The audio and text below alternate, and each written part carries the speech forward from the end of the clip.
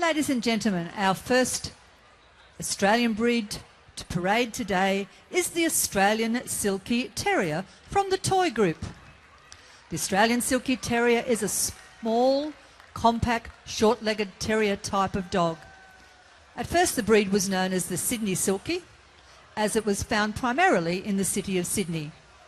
The Silky Terrier was bred primarily to be an urban pet and companion, although it's also known for killing snakes.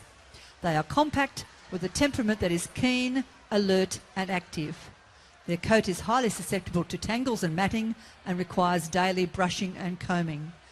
They come in all shades of blue and tan. Their coat must be glossy and silky with a characteristic top knot. Ladies and gentlemen, please welcome the Australian Silky Terrier to our parade today.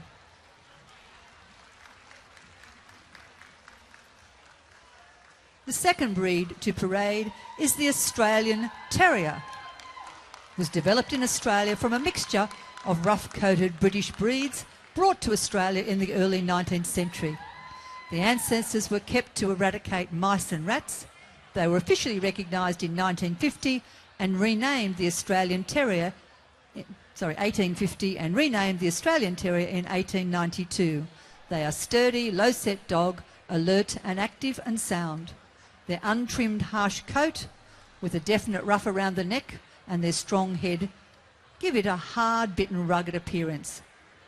The coat comes in all shades of blue and red with a lighter coloured top knot. The Australian Terrier.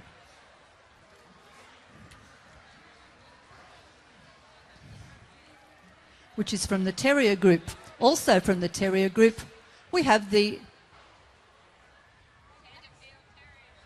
Tenterfield Terrier.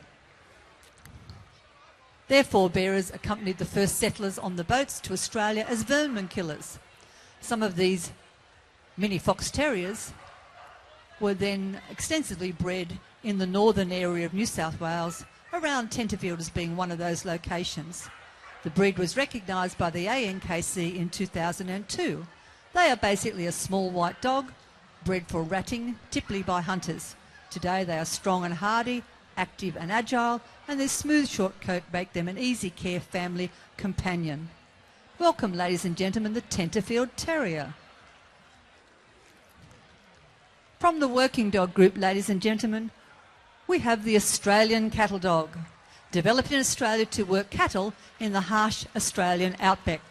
They are strong, compact, intelligent and courageous, with an implicit devotion to duty. They come in two main colours, red and blue, and we have one of each here today, hence their name as the red heeler and the blue heeler. The Australian Cattle Dog. Please make them welcome, ladies and gentlemen. Our next breed to parade, also from the working dog group, is the Australian Kelpie. Developed in Australia as a sheepdog that could muster and drive sheep in the vast pastoral areas and the searing summer heat.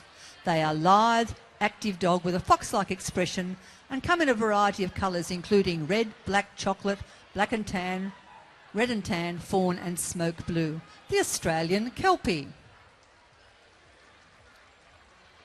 Please welcome the Australian Stumpy Tail Cattle Dog, the first breed of dog developed in Australia specifically for Australian conditions. They descended from crosses between European herding dogs and the Australian dingo. They are a rugged square dog in colours of blue or red, mottled or speckled with no tan markings. Their most distinctive feature is the frequent lack of a tail, the Australian Stumpy Tail Cattle Dog. And our last breed, the Border Collie, a herding dog, originated on the border between England and Scotland, but was then further developed in Australia. They have an instinctive tendency to work and are readily responsive to training, making them popular with canine performance sports.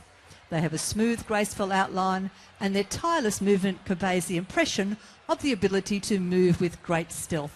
The Border Collie. Ladies and gentlemen, today is just a display, and for us to, as Australians, appreciate the breeds that actually originated or developed here in Australia. So please give them a large round of applause again. Thank you very much.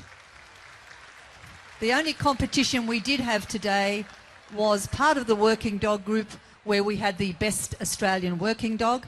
At the time, we did announce the Border Collie was the best Australian working dog because it was placed in the placings for group.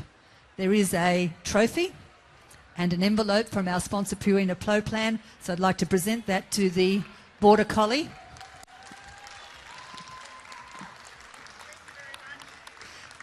Okay, ladies and gentlemen, as they make their way round and out the top gate, put your hands together, ladies and gentlemen. We thank these exhibitors for bringing their dogs back into parade so that we can celebrate the breeds that make up our Australian breeds.